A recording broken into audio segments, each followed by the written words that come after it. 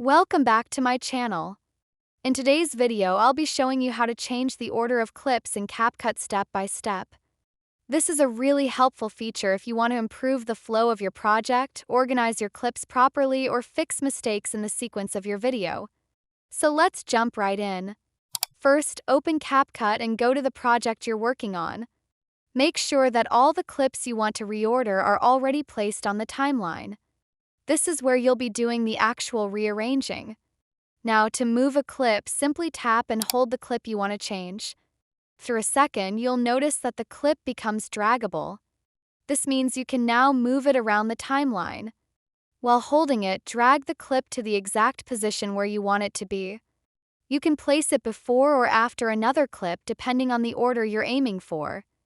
CapCut makes this process smooth because it automatically adjusts the timeline to fit your new arrangement. Once you've found the right spot, just release your finger and the clip will snap into place. Now your video sequence has been updated with the new order. After rearranging, it's always a good idea to play through your project from the start. This lets you check whether the new flow feels smooth and natural. And that's it. If you found this tutorial helpful, don't forget to give it a thumbs up and subscribe to my channel for more simple tech guides.